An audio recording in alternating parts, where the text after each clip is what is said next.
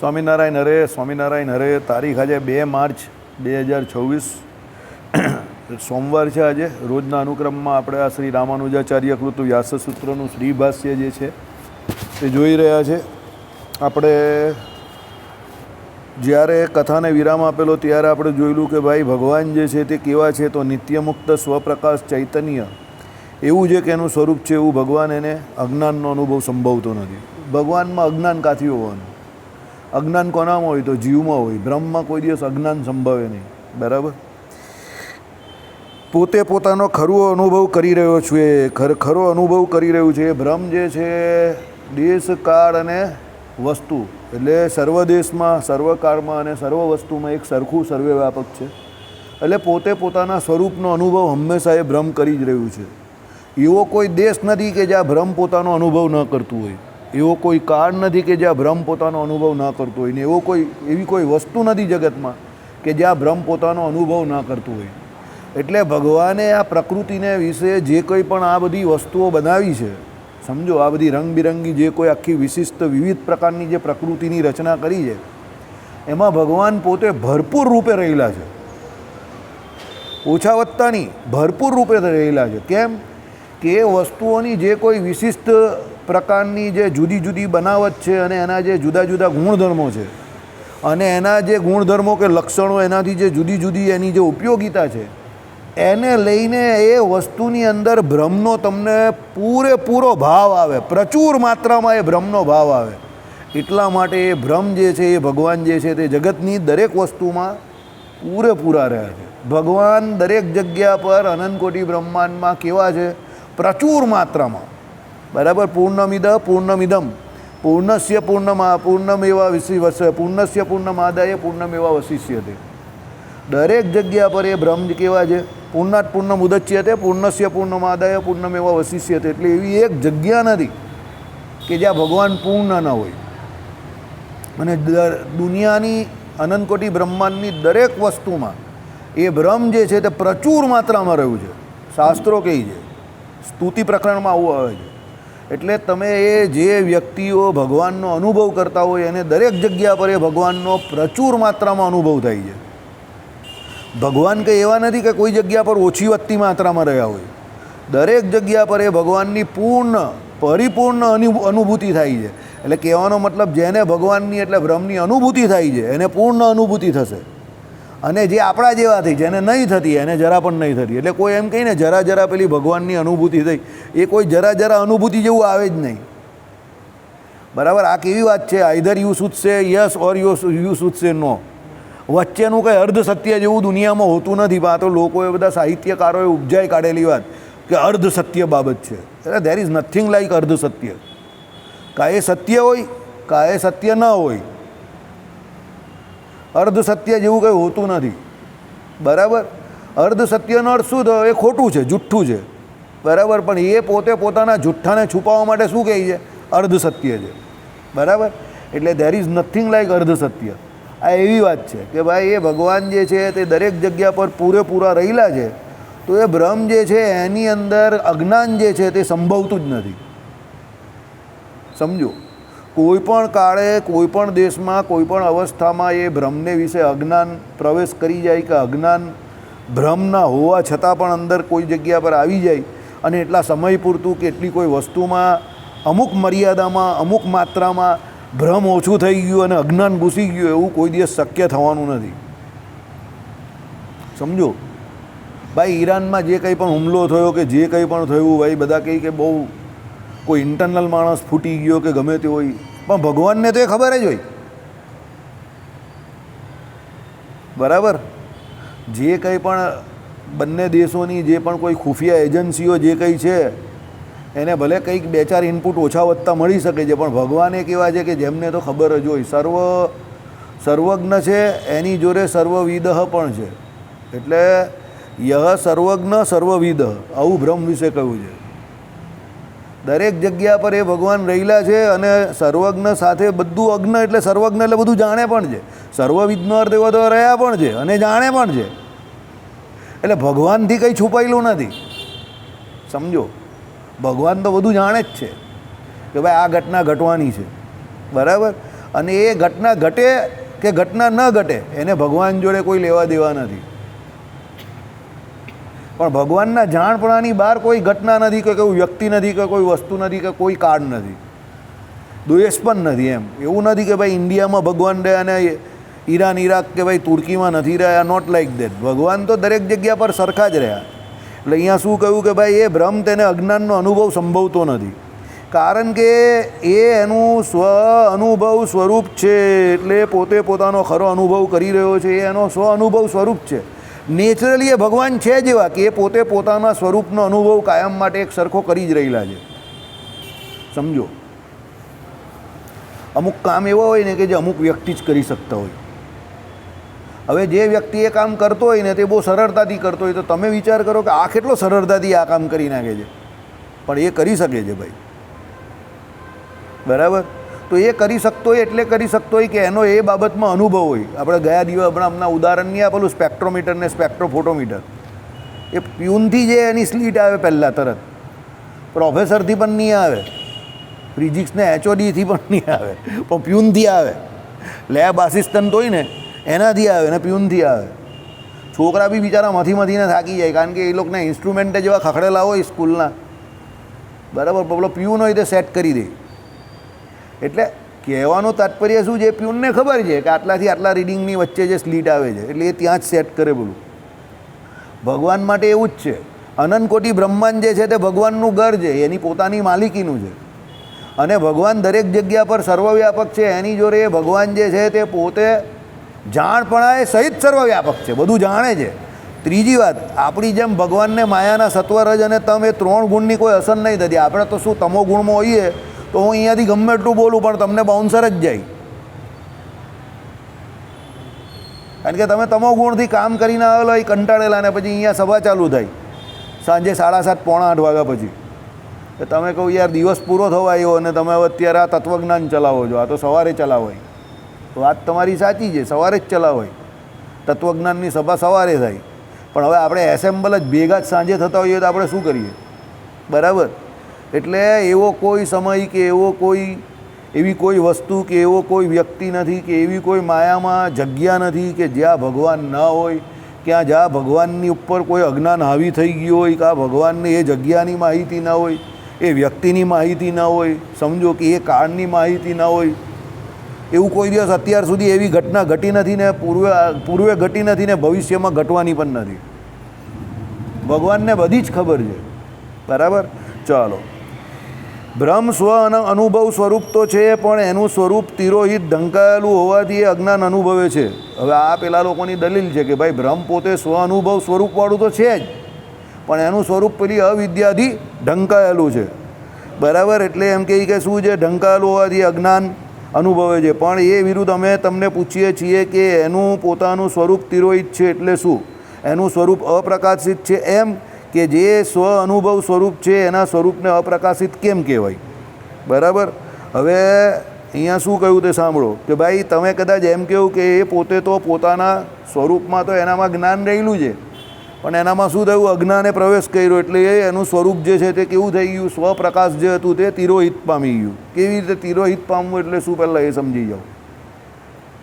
અત્યારે આપણે ત્યાં પૃથ્વીના આ ભાગને વિશે, અત્યારે આપણે જે ભાગમાં રહીએ છીએ ત્યાં સૂર્યનારાયણ દેખાતા નથી, એટલે પ્રકાશ નથી.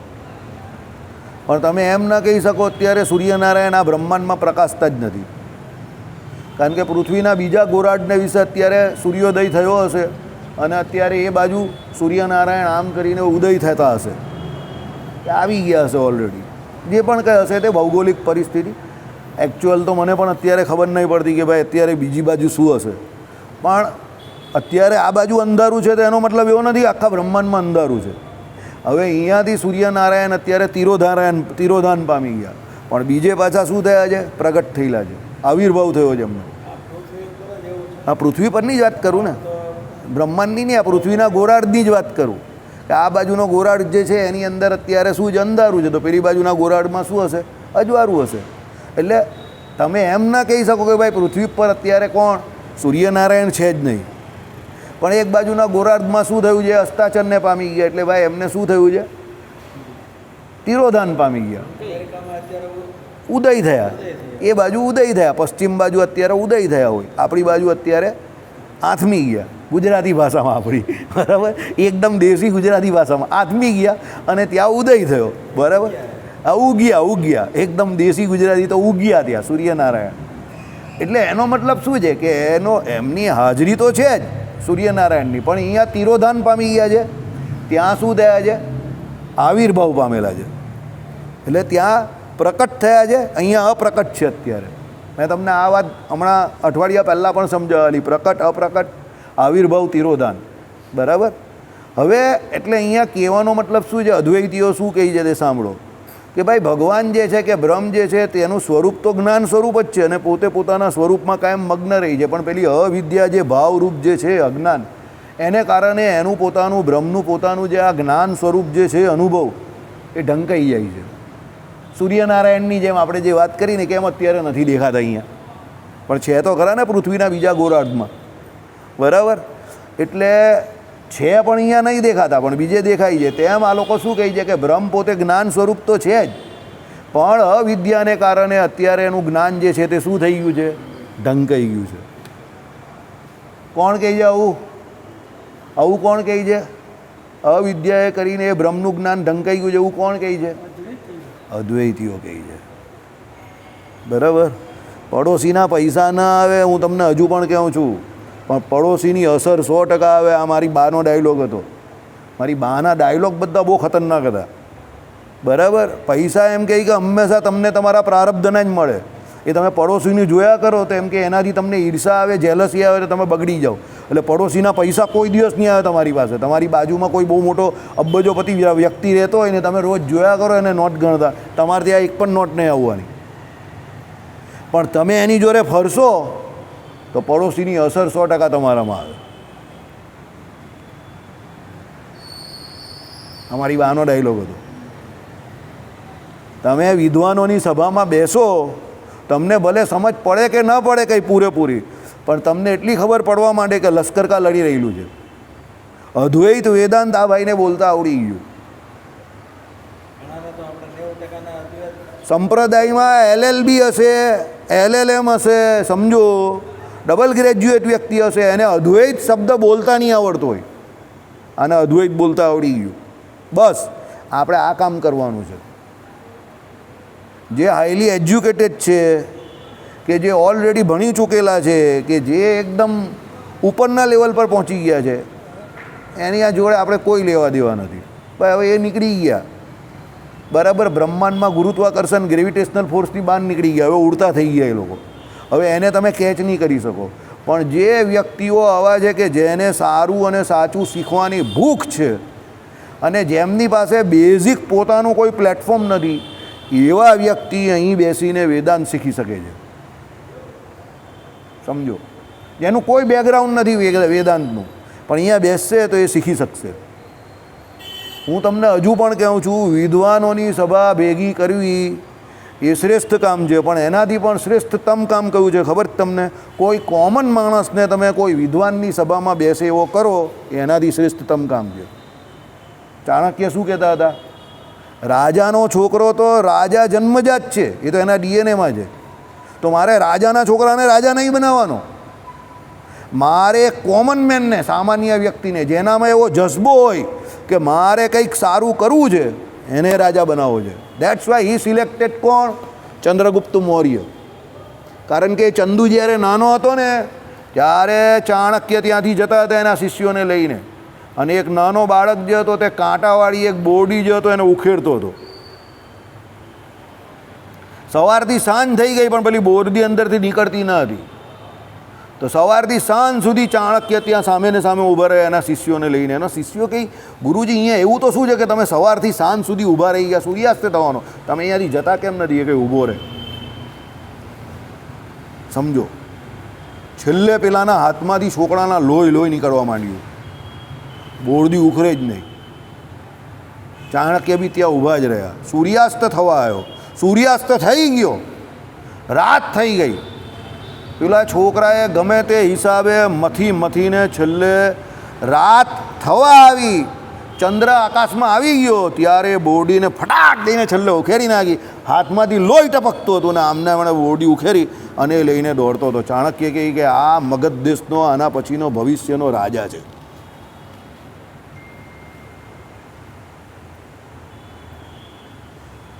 પેલા બે શિષ્ય કે આ કઈ રીતે રાજા છે? આ તો કોઈ સામાન્ય છોકરો છે. એ કહે કે તને આ સામાન્ય છોકરો લાગે છે, આનું મનોબળ કેટલું દ્રઢ છે જોઉં તમે. આ સવારથી મંડેલો છે, એકલો જ છે, કોઈની મદદ નહીં માંગતો, કાંટાળી બોરડી એ કાઢી રહેલો છે, એના હાથમાં કાંટા વાગે છે તો પણ એણે જરા પણ કોમ્પ્રોમાઇઝ કે સમાધાન નહીં કર્યું એના વલણ જોડે. સૂર્યોદયનો સૂર્યાસ્ત થઈ ગયો પણ એણે એ બોરડી ઉખેરી નાખી. આ માણસ રાજા બનશે, આને હું રાજા બનાવીશ મગધનો. અને પછી એને લઈ ગયા ચાણક્ય અને એને ટ્રેન કર્યો અને પછી એ ચંદ્રગુપ્ત મૌર્યને મગધનો રાજા બનાવ્યો. તો પછી રેસ્ટ ઇઝ ધ હિસ્ટ્રી, તમે જાણો જ છો. ચેલેન્જ કોઈ હોશિયારને આઈએએસ કે આઈપીએસ કરવામાં નથી. ચેલેન્જ એક એવો કોમન માણસ, એને તમે એની આઈએએસ કે આઈપીએસના લેવલ જોડે હરાડી દેવું એની જોડે, એમાં ચેલેન્જ છે. ચાણક્યએ ભારત પર જ્યારે સિકંદરે પણ આક્રમણ કરેલું ત્યારે અહીંયાના જે કોઈ નાના નાના ખંડિયા રાજા હતા એને ભેગા કરીને આ જ કામ કરેલું. ચાણક્ય એ લોકોને શું સમજાવેલા કે આ ફોરેનર્સ એક વખત જો ભારત પર હુમલો કરશે અને તમે છૂટા છવાયા લડશો ને તો આખો ભારત ગુલામ બની જશે ભવિષ્યમાં. તમે એકવાર ભેગા થઈને યુદ્ધ કરશો, ભલે હારી જશો કે જીતી જશો, પણ એ વિદેશી જે કોઈ પણ આક્રમણ કરનારાઓ છે એને એક વાતનો ખ્યાલ આવી જશે કે ભારત ઉપર મારે ખરાબ દ્રષ્ટિથી હવે જોવાશે નહીં. અને સિકંદરને અહીંયા તકલીફ પડી ગયેલી. યુદ્ધ ભલે આ લોકો હારી ગયેલા પણ સિકંદરને અહીંયા તકલીફ તો પડી ગયેલી. લોઢાના ચણા ચાવવા જેવું થઈ ગયું. કારણ કે આપણા લોકો ત્યારે હાથીઓથી લડતા હતા, એ લોકો ઘોડાથી લડતા હતા, ગ્રીસવાળાને એ લોકો, સમજો. તો આપણે ત્યાં હાથી હતા, તે હાથીને જોઈને સિકંદરની સેનામાં ખરબલી મચી ગયેલી. કારણ કે હાથીની જે સૂંઢ હોય એની આગળ પેલા લોકો ઘંટ બાંધતા હતા અને એની કમરમાં ઘંટ બાંધી ગયા. તો પેલો ઘંટનો અવાજ આવે ને, ધમ ધમ ધમ ધમ, અને પેલા હાથી ગાંડા થાય તો બધાને ચગડીને જતા હતા ને, તેનાથી સિકંદરને બી ટેન્શન થઈ ગયેલું કે આલી આ જબરી પ્રજા છે, સમજો.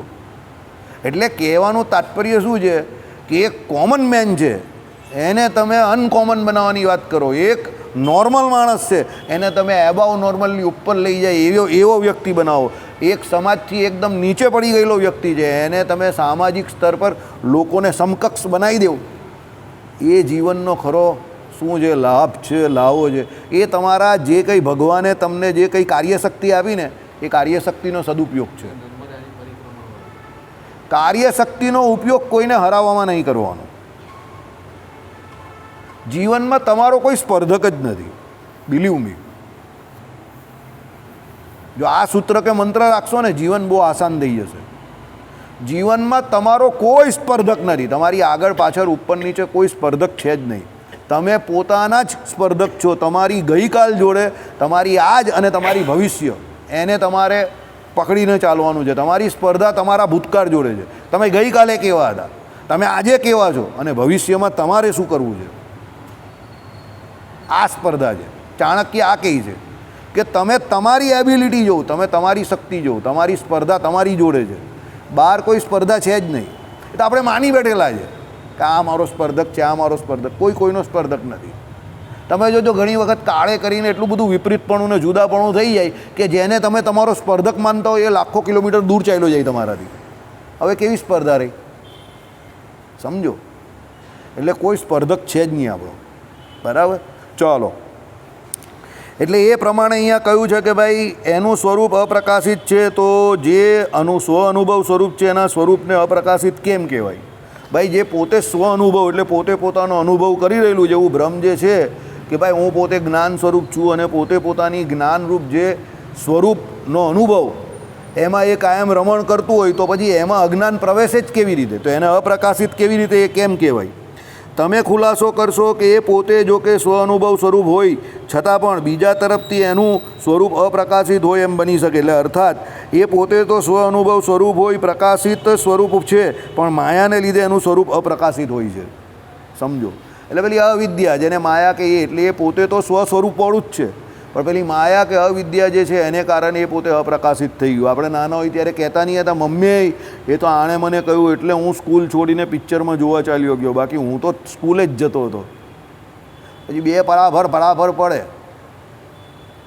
બરાબર. એટલે કહેવાનું તાત્પર્ય શું છે કે એ બ્રહ્મ પોતે સ્વ અનુભવ સ્વરૂપ જ્ઞાન સ્વરૂપ જ છે, પણ માયાને કારણે એનું સ્વરૂપ કેવું છે? અપ્રકાશિત થઈ ગયું, ઢંકાઈ ગયું. આવું અદ્વૈતીઓ કહે છે. પણ એમ હોય તો પૂર્વે કહ્યું તેમ, એટલે શું છે? પૂર્વે કહ્યું તેમ બ્રહ્મનો સ્વરૂપ જ નાશ થાય. હવે બ્રહ્મ પોતે અપ્રકાશિત થઈ જાય તો એનું સ્વરૂપ જ જો જ્ઞાન સ્વરૂપ હોય ને એ અપ્રકાશિત થયું તો એના સ્વરૂપનો જ નાશ થઈ ગયો ને. કારણ કે એ લોકો એમાં જ્ઞાન નામનો ગુણ તો માનતા નથી. આપણે એમ કહીએ કે ભાઈ એક ગુણ ઓછો થયો, પણ એનો સ્વરૂપનો નાશ નહીં થયો. કારણ કે આપણે બ્રહ્મને કેવું જ્ઞાન સ્વરૂપ પણ માનીએ છીએ અને જ્ઞાન નામના ગુણવાળું પણ માનીએ છીએ. તો આપણે શું કહીએ કોઈનામાં, ભાઈ અત્યારે એનામાં કંઈ એકાદ ગુણ ઓછો હશે તો બીજો ગુણ તો છે, પણ એના સ્વરૂપનો નાશ નહીં માનતા. પણ એ લોકો તો જ્ઞાન સ્વરૂપ માને છે, જ્ઞાન નામનો ગુણ તો માનતા નથી. હવે જ્ઞાન સ્વરૂપ જ પોતે જો અપ્રકાશિત થઈ જાય કે અજ્ઞાન સ્વરૂપે થઈ જાય તો એના જ્ઞાન સ્વરૂપનો જ નાશ થઈ ગયો ને. એટલે એના સ્વરૂપનો જ નાશ થઈ ગયો, સમજો. એટલે બ્રહ્મના પોતાના સ્વરૂપનો જ નાશ થઈ ગયો. અદ્વૈત વેદાંત પ્રમાણે જો અવિદ્યાએ કરીને એ બ્રહ્મ પોતે તિરોહિત થઈ જાય કે એનું સ્વરૂપ ઢંકાઈ જાય તો એના સ્વરૂપનો જ નાશ થઈ જાય. સ્વરૂપનો નાશ થવો એટલે હું તમને શું છે એ પહેલાં સમજાવું, અને ગુણનો નાશ થવો એ પહેલાં શું છે એ તમને સમજાવી દઉં. સાંભળો, આપણે લોકો શું સમજીએ છીએ? તો આપણે સમજીએ છીએ આત્મા અને પરમાત્મા બંને જ્ઞાન સ્વરૂપ પણ છે, અને જ્ઞાન નામના ગુણનો આશ્રય જે છે તે પણ એ આત્મા છે, અને એ પરમાત્મા પણ છે, બ્રહ્મ પણ છે. હવે જ્યારે આપણે એમ કહીએ કે ભાઈ આત્માના સ્વરૂપનો નાશ થયો કે બ્રહ્મના સ્વરૂપનો નાશ થયો, એટલે શું થયું? એના જ્ઞાન સ્વરૂપ એવા આત્માનો પોતાનો જ નાશ થઈ ગયો. તો આત્માનો પોતાનો કોઈ દિવસ નાશ થાય ખરો? પરમાત્માનો કોઈ દિવસ પોતાનો નાશ થાય ખરો? એ તો અવિનાશી તત્વ છે.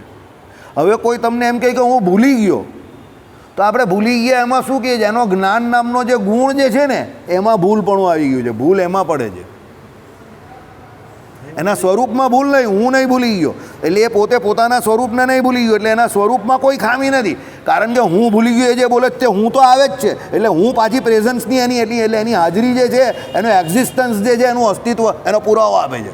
હું ભૂલી ગયો એમ કહે છે. એટલે હું એટલે પોતે પોતાને જાણે જ છે. એટલે એના સ્વરૂપમાં કોઈ ખામી નથી આવી હજુ. તો ખામી ક્યાં આવી? એનામાં જે પેલા જ્ઞાન નામનો ગુણ હતો એમાં ખામી. એટલે કોઈ વ્યક્તિ શું થાય, તમે એક સાથે 2-3 કામ કરતા હો, ઘણી વખત કોઈ સાંજે આવે દુકાન વધારવાની હોય એ ટાઈમ પર ને 2-3 કામ આવે, પેલો કંઈ ભાઈ પેલું 25 રૂપિયા વાળી તમારી જે પેલી કલમ આવે છે ને એ જરા આપો નહીં. તમે 25ની જગ્યા પર તે સમય પર એને 50 વાળી આપી દો. કેમ? તમારી એની આગળ જ કોઈ 50 વાળો આવ્યો હોય ને તમે એને 50 વાળી બતાવેલી હોય ને પેલો લઈ ગયો, એટલે તમારા મગજમાં 50 વાળી જ ઠોકાતી હોય. પેલો 25 વાળી બોલે જ, તમે પણ 25 વાળી બોલો જ, પણ પેલા 50 વાળાની છાપ નહીં ગઈ હજુ તમારા મગજમાંથી, એટલે તમે એને 50 વાળી બતાવશો. પેલો કહેશે ગયા વખતે બતાવેલી તો આ નહીં હતી, એમ કે આ તો બીજી છે. તમે કહો એ જ છે ભાઈ, જોઈ લેણી. તારે કઈ જોઈએ પછી તમે જો આ તો 50 વાળી છે, સોરી હા ભાઈ ભૂલ થઈ ગઈ. હવે એ તમારી જે ભૂલ થઈ જ ને તેમાં તમે તમારા સ્વરૂપને નહીં ભૂલ્યા, તમારા જ્ઞાન નામનો ગુણ જે છે એ અપ્રકાશિત થઈ ગયો. તમે 25 વાળીને 50 વાળી એટલે 50 વાળીની જગ્યા 25 વાળીની જગ્યા બધા 50 વાળી આપી દીધી. એટલે ગુણમાં ભૂલ પડી છે, સ્વરૂપમાં ભૂલ નહીં પડી. તમે ત્યારે કે એને એમ નહીં કહેતા કે હું પોતે જ મારી જાતને ભૂલી ગયો, વસ્તુ ભૂલી ગયા એવું કહું છું. હવે વસ્તુ જે બહારની ઓળખવાની એમાં કયું ધર્મભૂત જ્ઞાનની જરૂર છે. ધર્મભૂત જ્ઞાન એટલે શું? બહારના વિષયને જે ઓળખે છે તેની. તો એ બહારના વિષયોને ઓળખવાની તમારી જે કેપેસિટી જે છે ને એમાં ઉણપ આવી છે.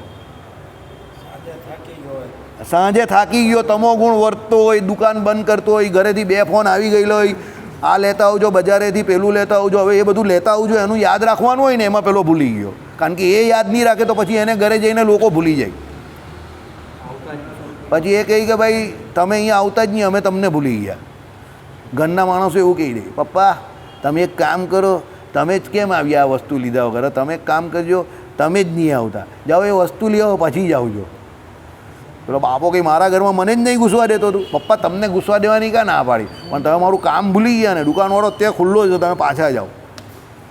મને બહુ જરૂર છે, મારી ટીચર આમ કંઈ તેમ કંઈ. પેલો બાપો ગમે એટલો ટાઈટ હશે, આખી દુનિયા પર ગમે એટલો ઓર્ડર કરતો હશે, એનો છોકરો એને ઢીલો પાડી દેશે. પાછો 5 કિલોમીટર દૂર જશે, પછી પાછો લેતો આવશે.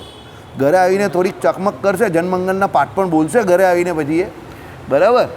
જનમંગલના પાઠ એટલે સમજી ગયા ને તમે? હા, સુરતી જનમંગલના પાઠ, બરાબર? એટલે ઘરે આવીને અમે એમ નહીં બોલીએ કે ભાઈ ગાળ બોલે, અમે શું કહીએ જનમંગનના પાઠ બોલે, પણ સુરતી જનમંગનના પાઠ એમ, એટલે ગાળ બોલે, થોડો અકળાશે પણ કરશે કંઈ નહીં પછી, કેમ પોતાના છોકરાએ મંગાવ્યું ને એટલે. સમજી ગયા?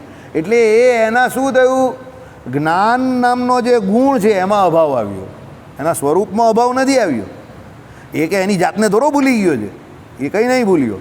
એટલે હવે આ વસ્તુ વિશિષ્ટા દ્વૈત વેદાંતમાં શક્ય છે, કારણ કે આપણે આત્મા અને પરમાત્મા બંનેને જ્ઞાન સ્વરૂપ અને જ્ઞાન નામના ગુણના આશ્રય પણ સમજીએ છીએ. ત્યારે આ અદ્વૈતીઓ નહીં માનતા, એ લોકો તો શું કહે છે, સ્વરૂપ જ બ્રહ્મનું એવું છે કે જેને જ્ઞાન સ્વરૂપ કહેવાય, ગુણ નહીં માનતા. હવે એ જો જ્ઞાન સ્વરૂપ હોય એમાં જ માયાએ એટેક કર્યો અને અવિદ્યાએ એટેક કર્યો, માયા કહ્યું કે અવિદ્યાએ, તો એના સ્વરૂપમાં જ લોચો પડ્યો ને, તો એનું સ્વરૂપ જ એ પોતે ભૂલી ગયો, એટલે એના સ્વરૂપનો જ નાશ થઈ ગયો.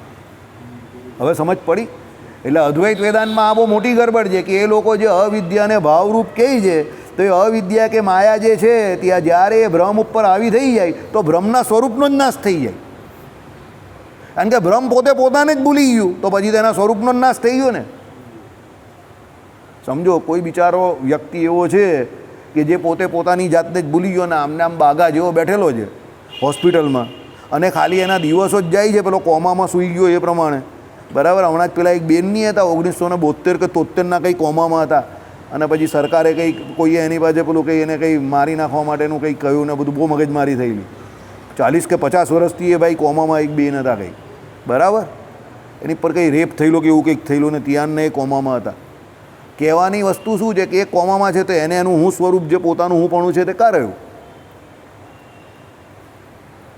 એ જીવે છે ખરા, પણ એને એનું હુંપણું થોડું છે એ સમયમાં, એને કાં ખબર છે કે હું કોણ છું? એ તો આમને આમ ખાલી, સમજો, હા, એ તો આનંદભાઈ જ થઈ જાય. સમજી ગયા? એટલે કહેવાનો મતલબ શું છે કે એના સ્વરૂપને જ ભૂલી ગયો. આપણે તમે લોકો હસો છો પણ આ બહુ દુઃખદ બાબત છે કે એના સ્વરૂપને ભૂલી ગયો. હવે એનું જીવન શું? એ ખાલી કથન માત્ર જ જીવિત છે, ખાલી એના શ્વાસ જ ચાલે છે. સમજો, એ જીવન નહીં જીવતો, પણ શ્વાસ ચાલે છે પણ જીવન નહીં જીવતો. સમજો કેમ? એ જે લાઈવનેસ, બરાબર, એની જે જીવનમાં જે કોઈ પણ જીવવા માટે જરૂરી જે કોઈ એનર્જી, એ કોઈ એનર્જી રહી જ નથી. એની જે ચેતાઓ જે છે તે બધી ચેતાઓ એની નાશ પામી ગઈ છે. કોમામાં ચાલ્યો ગયો બિચારો, એને કંઈ ખબર જ નથી. બરાબર, એટલે એ સમય પર અંદર એનો હું રહેલો જ ખરો આત્મા, પણ એ હું રહેલો જ પણ પોતે પોતાને પ્રકાશિત કરી શકતો. સમજી ગયા? આવી પરિસ્થિતિ જ્યારે કોઈનું એક્સિડન્ટ થાય ત્યારે પણ થાય. આમાં આવશે આગળ. એક્સિડન્ટ થાય ને ત્યારે જે આપણા હૃદયને વિશે જીવ રહ્યો છે ને, માફ કરજો, ફોરેન પાર્ટિકલ કોઈ અંદર ગયો, એ જીવ નક્કી નહીં કરી શકતો કે મારે આ બોડીને વિશે એટલે દેહને વિશે રહેવાનું જ કે નહીં રહેવાનું.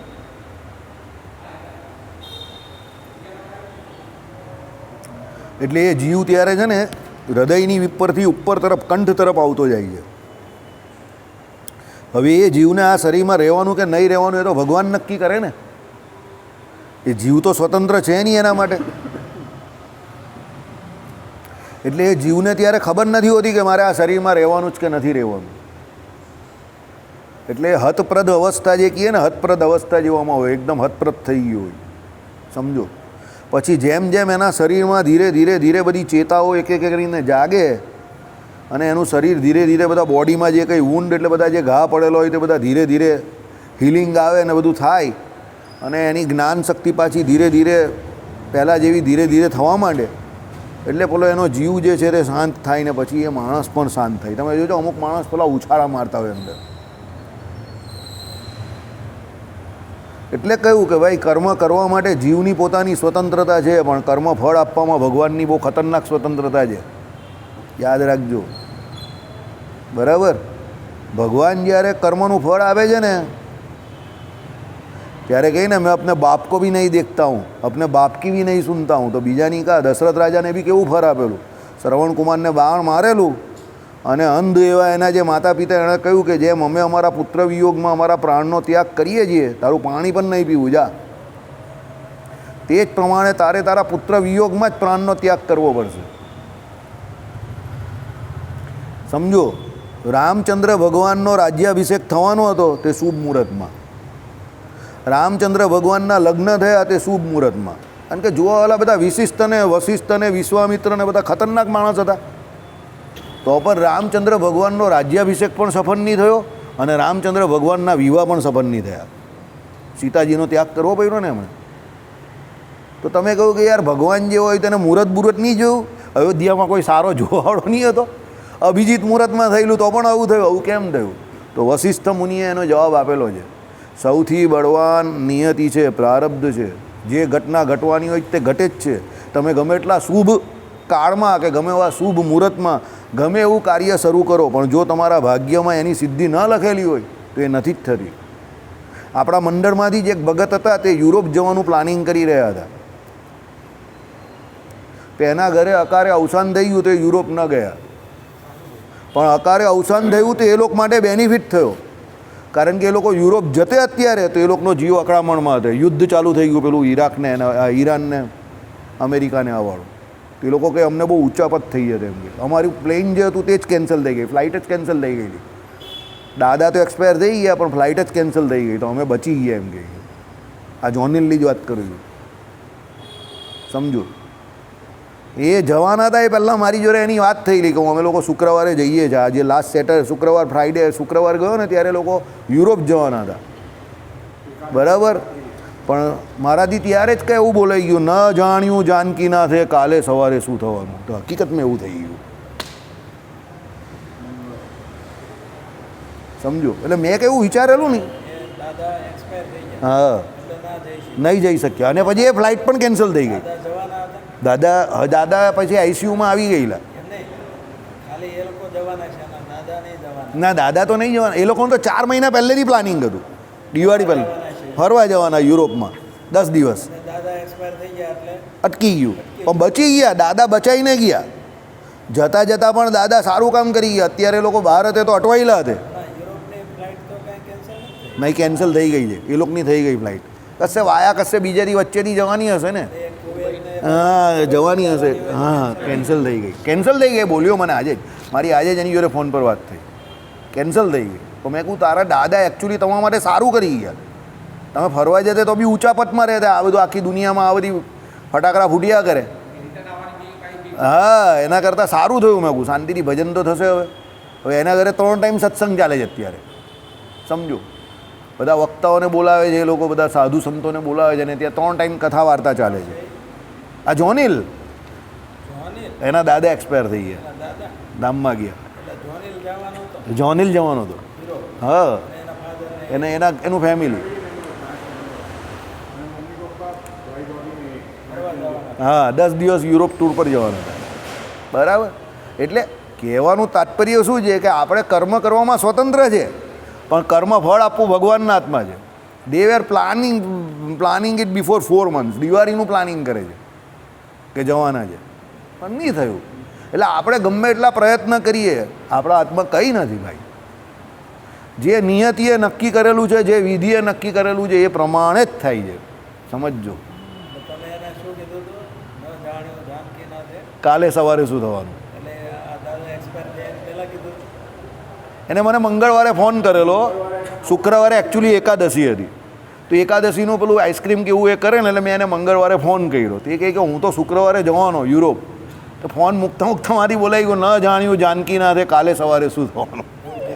મારાથી બોલાઈ ગયું, આમ જ બોલાઈ ગયું ને એવું થઈ ગયું. હવે એટલે એ તો હવે મારા મોડામાંથી નીકળી ગયો, કાગનું પડવું ને વાઘનું બેસું એવું થઈ. હા, ને બુધવારે એનાથી આવું થયું એટલે શુક્રવારે તો પછી જવાનો કોઈ ચાન્સ જ નહીં રહે. એટલે એવું થઈ જાય છે ઘણી વખત. આપણે એવું વિચારતા શું હોઈએ, પણ ભગવાનને કંઈ બીજું મંજૂર છે એમ, સમજો. આમાં એવું કંઈ નથી કે હું તો આમ જ બોલ્યો કે ભાઈ આવું મારા એક મિત્ર જોડે પણ થયેલું. આફ્રિકામાં પહેલાં શું થતું હતું કે તમે આફ્રિકા જાઓ ને તો ત્યાં જાઓ એટલે ત્યાંની એમ્બેસી તમને તાત્કાલિક વિઝા કાઢી આપતી હતી. પહેલાં વિઝાની સિસ્ટમ નહીં હતી, 1992ની વાત કરું તમને. એટલે ત્યાં જાઓ એટલે એપ્લાય કરો એટલે તાત્કાલિક તમને વિઝા થઈ જાય. તો મારો એક મિત્ર અહીંયાથી ગયેલો નાણાવતથી, તો એ જતો હતો, તો એની એક્ઝામ છોડીને ગયેલો. મેં એને કહ્યું શું કામ જાય છે યાર, ખોટો હેરાન થશે, પાછો જ આવશે. મારાથી આમ જ નીકળી ગયું ને પછી એ ત્યાં ગયો ને, તે જે દિવસે ગયો ને એ દિવસથી જ ડાયરેક્ટ વિઝા બંધ થઈ ગયા. તો 3 દિવસ બિચારો એરપોર્ટ પર અટવાયો. એને એના ભાઈને મળવા નહીં દીધા. એનો ભાઈ આ બાજુ ને એ આ બાજુ, બંને આમ તેમ વાત કર્યા કરે. પછી એના ભાઈએ એને કહ્યું કે તું એક કામ કર, બીજું ફ્લાઇટ પકડીને ચાલ્યો જા. તો પરીક્ષા તો અહીંયા ગઈ ને, અઠવાડિયા પછી પાછો આવ્યો, એનું એક આખું વરસ બગડું. તો અહીંયા આવીને તો મને એ જે જનમંગલના સ્તોત્ર બોલે, એટલા બધા સ્તોત્ર એ મને બોલ્યો જનમંગલના, સમજી ગયા? જનમંગલના સ્તોત્ર એટલે એટલા બધા બોલ્યો. મને કહે કે તું યાર જબરો માણસ છે, તું બોલેલો એવું જ થઈ ગયું. એમ કે અરે એ તો બોલે, એની બા પણ બોલે મને, સાલો આ જ બોલેલો, એમ કે આમ છે તેમ છે, બધાએ મને ધોઈ નાખ્યો. હું તો આમ જ બોલેલો, પણ એવું થઈ ગયું કાગનું પડવું. અને એટલે ઘણી વખત એવું થઈ જાય છે કે તમારે બોલો ને એવું કંઈક થઈ જાય. એમ એવું કરવું નહીં જોઈએ ને એવું બોલવું પણ ન જોઈએ. બરાબર, મારી આ કુટેવ છે, એવું ન બોલવું જોઈએ એકચ્યુઅલી. ચાલો, એટલે શું થયું કે ભાઈ બ્રહ્મના સ્વરૂપનો જ નાશ થઈ જાય એવી વાત છે કે ભાઈ અવિદ્યા એ બ્રહ્મ પર આવી થઈ ગઈ તો એ બ્રહ્મના સ્વરૂપનો જ નાશ થઈ ગયો. પિયુષની દાદીનું પણ થયેલું. અહીંયા આવ્યો, અહીંયા જ પિયુષ કહી હસુદેવ મારી બા હોસ્પિટલથી પાછા આવી ગયા. મેં કહું સોમવારે પાછા જશે. હું ગાંડા જેવી વાત કરે, આમ છે તેમ છે. સોમવારે બા પાછા ચાલ્યા ગયા હોસ્પિટલ જ. આપણો પિયુષ પટેલ મને કહે પ્રોફેસર, એમાં ખાસ ફ્રેન્ડ, ભાઈ મને અહીંયા પાછો પ્રદક્ષિણા હોય. બા હે હોસ્પિટલ ગયા એમ કહી. કે યાર સોમવારે જ ગયા એમ કહી. મેં કહું શું થયું? આઈસીયુમાં છે. મેં કહું હવે નહીં આવે. પછી નહીં આવ્યા, નીકળી ગયા. મારી સામું જોઈને એટલો બધો કરડાયા કરે. હું કરડા નહીં તું, હું તો આમ જ બોલું છું, પણ કરડાયા નહીં કર, ખાલી ખાલી નહીં કરડાયા કર. પછી મને કહે બોલવું હોય ને તો 2 વાર વિચાર કરવાનો. મેં કોઈ વિચાર કર્યો હતો ને તો જીવનમાં કંઈ કરી જ નહીં શકતે. વિચાર નહીં થતો એ જ તો તકલીફ છે મોટા ભાઈ. બરાબર, અહીંયા જ બોલેલો એ હસુદેવ બા આવી ગયા એમ કે હું પાછા ચાલ્યા જશે. બરાબર, એટલે અમુક વખતે એવું થઈ જાય છે. ધીસ ઇઝ એટલે આમાં છે ને હું બોલું છું, એમાં કોઈ મગજનો કનેક્ટિવિટી કે એવું કંઈ હોતું નથી, પણ નીકળી જાય છે એવું ઓન ધી સ્પોટ એમ. બરાબર, ખોટી આદત છે, એવું ન હોવું જોઈએ. ચાલો, એટલે શું થયું કે ભાઈ બ્રહ્મનો સ્વરૂપ નાશ જ થાય, કારણ કે પ્રકાશને તમે બ્રહ્મનો ધર્મ માનતા નથી. જો આવી ગયું ને ભાઈ, તમે એ ભગવાનને કે બ્રહ્મમાં જે કંઈ એમ કહી કે જ્ઞાન નામનો ધર્મ રહી છે એવું તો તમે માનતા નથી. તમે તો એને સ્વપ્રકાશ એટલે એ જે છે એના સ્વરૂપનું જે લક્ષણ જે છે એ બ્રહ્મ જ્ઞાન સ્વરૂપ છે એવું જ માનો છો. જ્ઞાન નામનો ગુણ એનામાં રહ્યો હોય તો તમે માનતા જ નથી. એટલે ડાયરેક્ટ તમે કહ્યું એ પ્રમાણે એ બ્રહ્મના સ્વરૂપનો જ નાશ થઈ ગયો અવિદ્યાએ કરીને. હવે બ્રહ્મના સ્વરૂપનો નાશ થઈ ગયો એટલે દુનિયા ભગવાન વગરની થોડી થઈ જાય ગઈ. હવે એ લોકો એને ભલે નિર્વિશેષ કહેતા હોય કે ભાઈ નિરાકાર કહેતા હોય, પણ ભ્રમ તો કેવી છે ને, તો દુનિયા કોઈ દિવસ ભ્રમ વગરની થાય એવું તો બને નહીં ને. તો અવિદ્યાએ શું એ ભ્રમ ઉપર એવો તો શું એટેક કર્યો કે એ દુનિયા ભ્રમ વગરની થઈ ગઈ. જેમ અત્યારે ઈરાન પર એટેક કર્યો ને એવું થયું, એવું તો કંઈ થાય નહીં ને કોઈ પણ દિવસ. એટલે શું કહ્યું અહીંયા સાંભળો કે ભાઈ પ્રકાશને તમે બ્રહ્મનો ધર્મ માનતા નથી, પણ બ્રહ્મનું સ્વરૂપ જ માનો છો. એટલે હવે સાંભળો, એટલે બ્રહ્મ કોઈ પણ રીતે અપ્રકાશિત રહે છે એમ કહેવું તે બ્રહ્મ પોતે નથી એમ કહેવા બરાબર જ છે. તમે કેવી વાત કરો, લાઇટ ચાલુ છે પણ પ્રકાશ નથી આવતો. અરે ભાઈ લાઇટ ચાલુ હોય તો પ્રકાશ કઈ રીતે ના આવે? લાઇટ ચાલુ હોય તો પ્રકાશ આવે જ. એમ બ્રહ્મ હોય એટલે પ્રકાશ હોય એટલે હોય જ, કારણ કે બ્રહ્મ જે છે એનું સ્વાભાવિક લક્ષણ જ એ છે જ્ઞાન પ્રકાશ. સમજો તો તમે કહો એ મતલબ તો એવો થયો કે બ્રહ્મનું સ્વરૂપ જે છે તે જ નાશ થઈ ગયું અવિદ્યાએ કરીને. કારણ કે તમે એનામાં ગુણ તો ધર્મ માનતા નથી એવો કે ભાઈ એનામાં જ્ઞાન નામનો ધર્મ હોય કે ગુણ હોય કે કદાચ કંઈ બીજા વિષયને ભૂલી જતા હોય કે એવું કંઈક બને. એવું પણ ભગવાનમાં બનતું જ નથી. ભગવાન કાં ભૂલે છે? કોઈ દુઃખી માણસ હોય તે શું કહે, એ ભગવાન આ મને જ યાદ રાખ્યો જ તે, આ બાજુવાળો એટલો સુખી છે થોડોક એને પણ યાદ રાખ. ભગવાન કે હું એને પણ યાદ રાખું જ છું. તે કે કેવી રીતે? એને સુખ આપવાનું જેવી રીતે, તને દુઃખ આપવાનું જેવી રીતે, તો યાદ તો મને બંને છે. માસ્તર હોય ને એ પ્રમાણે પેલો ફેલ થતો વિદ્યાર્થી શું કહે, સાહેબ તમે મને કાયમ ફેલ જ કરો છો, આ બાજુવાળાને તમે કાયમ એબાઉ 45 જ આપો છો, તો મને થોડાક વધારે આપી દેતા હોય ને એને 2-4 ઓછા આપી દેતા હોય તો એના 45 ને બદલે 40 આવે, કાં ફરક પડે છે? પણ મને એમ કહે કે તમે 15 ને બદલે 20 આપી દેવું તો હું પાસ થઈ જાઉં ને. એ સાહેબ શું કહે, હું એને 45ના 40 પણ ના આપી શકું ને તને 15ના 20 પણ ના આપી શકું. કેમ? બંનેને એના એના કર્મોનું હું શું આપું છું? ફળ આપું છું. હકીકત એની વાત સાચી છે ટેકનિકલી જોઉં તો. પેલાને 45ના 40 આવે તો શું ફેર પડે છે? એના ટકા જ ઘટે છે ને, ફેલ તો થવાનો નથી એ, સમજો. પણ પેલાને 15ના 20 આપી દઈએ તો એ પાસ થઈ જાય. પણ માસ્તર એવું કરી શકે જ નહીં, કરી શકતો, સમજો. એ વાત છે અહીંયા કે ભાઈ બ્રહ્મ જે છે તે કોઈ દિવસ અપ્રકાશિત રહે એવું જ નથી. કારણ કે જો અદ્વૈતીઓ કે એ પ્રમાણે બ્રહ્મ પર અવિદ્યા હાવી થાય અને અપ્રકાશિત થઈ જાય કે એનું જ્ઞાનનું સ્વરૂપ ઢંકાઈ જાય તો એનો પોતાનો જ નાશ થઈ જાય. બરાબર? ચાલો, વળી બીજું, બ્રહ્મનું સ્વરૂપ ઢંકાઈ રહેવાનું કારણ જે અજ્ઞાન તે પોતે અનુભવમાં આવી બ્રહ્મને ઢાંકે છે અને બ્રહ્મને ઢાંકી પોતે અનુભવમાં આવે છે. આ રીતે અન્ય આશ્રય દોષ પ્રાપ્ત થાય છે. સમજો. હવે શું થયું? બીજું એટલે પહેલું તો પેલું થયું તે તો નહીં સાબિત થયું. બીજું શું? બ્રહ્મનું સ્વરૂપ ઢંકાઈ રહેવાનું કારણ શું છે? તો પેલું અજ્ઞાન છે. અજ્ઞાનને કારણે એ બ્રહ્મનું સ્વરૂપ ઢંકાઈ ગયું. તે પોતે અનુભવમાં આવી બ્રહ્મને ઢાંકે છે. હવે અનુભવમાં શું આવ્યું? તો પેલું અજ્ઞાન આવી ગયું. કારણ કે હવે બ્રહ્મ જે જ્ઞાન સ્વરૂપ હતું એની જગ્યા પર અજ્ઞાન સ્વરૂપ થઈ ગયું. એટલે બ્રહ્મ જે છે તે પેલું કેવું કે યહ સર્વજ્ઞ સર્વવિત, પછી પેલું આપણે જે કહીએ સત્યમ જ્ઞાનમ અનંતમ બ્રહ્મ, તેની જગ્યા પર સત્યમ અજ્ઞાનમ થઈ ગયું. કારણ કે એમાંથી અજ્ઞાન સ્વરૂપ થઈ ગયું હવે. બરાબર? અને અનંતમ તો એ હવે અનંતમ સર્વવ્યાપક છે પણ એ એની જાતને જ ભૂલી ગયું. તો અત્યારે એને સર્વવ્યાપક કઈ રીતે કેવું? સર્વવ્યાપક છે તો પણ એ પોતાને ઓળખતું નથી. બરાબર છે? તો અહીંયા શું કહ્યું તે સાંભળો કે ભાઈ વળી બીજું, બ્રહ્મનું સ્વરૂપ ઢંકાઈ રહેવાનું કારણ જે અજ્ઞાન તે પોતે અનુભવમાં આવી બ્રહ્મને ઢાંકે છે અને બ્રહ્મને ઢાંકી પોતે અનુભવમાં આવે છે. એટલે બ્રહ્મને એ ઢાંકી દીધું ને પછી અજ્ઞાન પોતે અનુભવમાં આવે છે. એટલે હવે આમ અજ્ઞાન પોતે એવી રીતે પ્રકાશે છે કે અજ્ઞાન છું એમ. જેમ પેલું બ્રહ્મ પોતે પ્રકાશે ને બ્રહ્મ છું, એ પ્રમાણે આ શું પ્રકાશે? અજ્ઞાન છું એવી રીતે પ્રકાશે. બરાબર? એટલે આ બ્રહ્મને ઢાંકીને પોતે અનુભવમાં આ રીતે અન્ય આશ્રય દોષ પ્રાપ્ત થાય છે. અન્ય આશ્રય એટલે બંને એકબીજાના આશ્રય છે. કેમ? પેલું બ્રહ્મ હતું એની જગ્યા પર અજ્ઞાન આવ્યું. હવે અજ્ઞાન જ્યારે જાય તો ક્યારે જાય? જ્યારે બ્રહ્મને એના સ્વરૂપની ઓળખાણ થશે ત્યારે. એટલે એ પાછું બ્રહ્મ પોતે પોતાના સ્વરૂપનું ઓળખશે તો ત્યારે પેલું અજ્ઞાન ચાલ્યું જશે. તો બંનેને એકબીજાનો અન્ય આશ્રય થયો ને, બ્રહ્મને અજ્ઞાનનો ને અજ્ઞાનને બ્રહ્મનો. તો બંને એકબીજાનો અન્ય આશ્રય થયો. અન્ય આશ્રય ભાવ જે છે તે આપણે કાલે સમજ્યું. બંને એકબીજા પર આધારિત રીતે વિજ્ઞાનમાં એવા ઘણા બધા જીવો હોય છે કે જે બંને એકબીજાના આધારે રહે. એક એકને આ આપે ને એની જગ્યા પર પેલો બેરો આપે.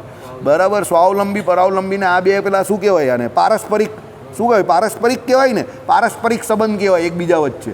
એટલે બંને એકબીજા પરસ્પરના સંબંધો. એ પરાવલંબી તો ખરા જ, પણ આ પારસ્પરિક સંબંધ કહેવાય બંનેના. જો કે એક કોકને સૂર્યપ્રકાશ આપવામાં મદદ કરાવે છે કે આમ બહાર એને કાઢીને, બીજો એને જગ્યા પર ન્યુટ્રિશન પૂરું પાડે છે. એ બંને પારસ્પરિક સંબંધ કાલે આપણે જોઈશું. શ્રીપતિમ શ્રીધરમ સર્વદેવેશ્વરમ ભક્તિધર્માત્મજમ વાસુદેવમ માધવમ કેશવમ